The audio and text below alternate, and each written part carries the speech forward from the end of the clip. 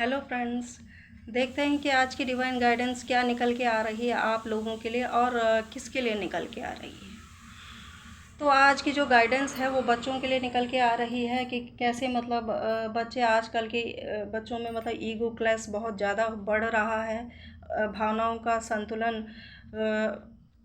असंतुलन बहुत तीव्रता से बढ़ रहा है, जिसे वो बैलेंस नहीं कर पा रहे हैं और कहीं ना कहीं छोटी मोटी बातों से वो ट्रिगर हो जा रहे हैं, है ना। और कुछ भी गलत सही फैसले वो जीवन में ले रहे हैं। तो इनके पीछे क्या क्या चीज़ें जिम्मेदार हैं, तो ये ईश्वर आपको इन चीज़ों से अवेयर आज कराना चाहते हैं, उनके पेरेंट्स को भी और बच्चों को भी। तो यहाँ डिवाइन कहना चाहते हैं कि कुछ लोग ये धारणा रखते हैं कि अगर हमारे बच्चों को पैसे वाले पिता की संतान बनना है तो फिर मेहनत तो पिता को ही करनी पड़ेगी। तो ये धारणा बिल्कुल गलत है ना।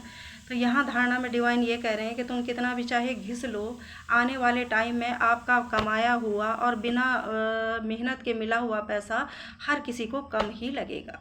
ठीक, जब पकी पकाई खीर मुंह के सामने आती है तो कोई भी कह देगा इसमें तो मीठा कम है। ठीक, तो ये जो सोच है ये बिल्कुल मतलब एक ढोंग है, एक गलत धारणा है और हीन मानसिकता है, हम यही कहेंगे, है ना।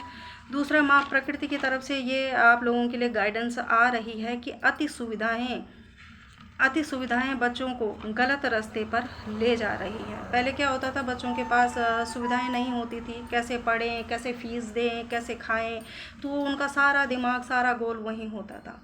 बट अब सुविधाएं तो बहुत हो गई और दिमाग होता है लॉजिकल, वो खाली किसी को रहने नहीं देता, इच्छाएं पनपती हैं, क्या किया जाए। तो जब कुछ करने के लिए है ही नहीं, घर में सब कुछ है, तो वो नशे की तरफ हो रहे हैं, ईगर हो रहे हैं, उसी तरफ जा रहे हैं। बाद में उन्हें नशा मुक्ति केंद्र में भी भेजना पड़ रहा है। तो कहने का मतलब ये है कि खाली दिमाग ऐसे जाता है। अगर किसी के पास खाने के लिए ही नहीं होगा तो वो खाने की कोशिश करेगा या नशे की, वो खाने की कोशिश करेगा। पर जब सब कुछ है तो खाली दिमाग तो ऐसे ही होता है। ठीक, तो यहाँ पे जो लोग ऐसे सोचते हैं कि भाई अति सुविधाएं जो होती हैं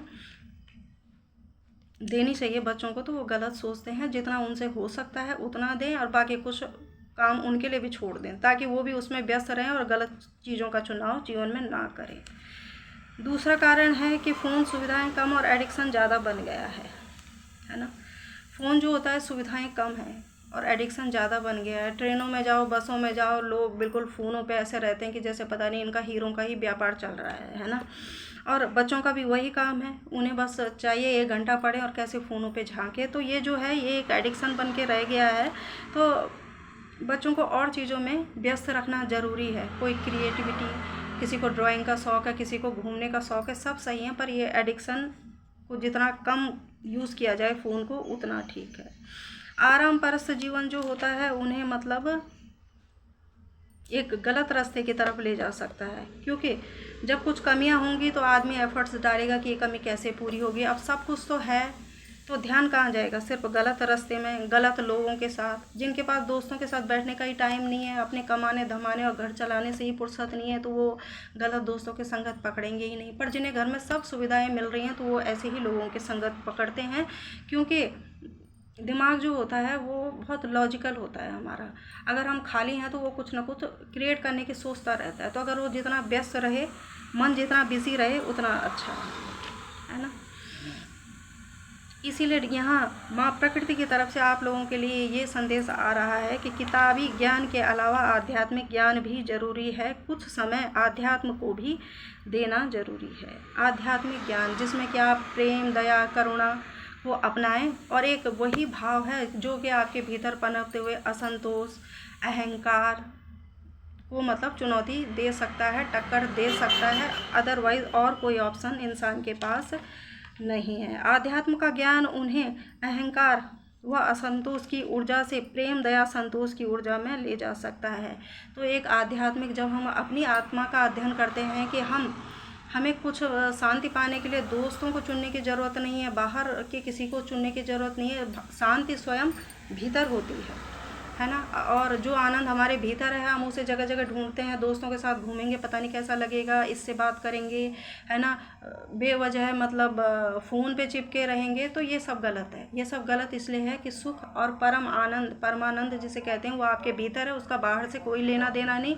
बाहर की हर चीज़ें आपको व्यस्त रखेंगी, आपके जो ईश्वर के जो भाव हैं, प्रेम, शांति, करुणा, उससे दूर ही रखेगी। तो इतना जितना आप अपने आप को व्यस्त रखेंगे, अपनी आध्यात्मिक ग्रोथ करेंगे, उतना आपके लिए अच्छा है। और यहाँ पे डिवाइन ये कहना चाहते हैं, माँ प्रकृति के आध्यात्म का अर्थ हर किसी को अपने मूल स्वरूप से मिलाना होता है, जैसे शांति, संतोष, स्वतंत्रता, प्रेम आदि, है ना। केवल शांति, संतोष, प्रेम से मिलाना होता है, कोई पाखंड या कुछ प्रपंच में बांधना नहीं होता कि हाँ तुमने ये काम करना ही है, ठीक। तो इसलिए ये चीज़ें ज़रूरी होती हैं। और प्रेम, करुणा, शांति की ऊर्जा ही अहंकार व असंतोष को चुनौती दे सकती है, क्योंकि जब आप प्रेम को मतलब पहचानेंगे, प्रेम को समझेंगे, जब आपके हृदय में शुद्धता आएगी, तो आप सिर्फ अपने बच्चों से नहीं, आप विश्व के हर बच्चों से वही भाव रखेंगे, वही प्रेम भाव रखेंगे। तो जब आपके भीतर प्रेम, करुणा, शांति की ऊर्जा प्रकट होगी, तो अहंकार और असंतोष को ये पूरी तरह से चुनौती दे सकती है। केवल एक सकारात्मक ऊर्जा ही नकारात्मकता को चुनौती दे सकती है। तो इसलिए अपने बच्चों को ज़्यादा सुविधाएं देने की बजाय उन्हें जिम्मेदार बनाएं। जितना हो सकता है, अपना जीवन भी क्यों घिसना, जितना हो सकता है उतना करो, जो नहीं हो सकता वो उन पे छोड़ दो। कंधों पे जिम्मेदारी रहेगी तो वो गलत दिशा की तरफ नहीं जाएंगे। तो ये थी आप लोगों के लिए माँ प्रकृति की तरफ से गाइडेंस। बाकी एज यू लाइक।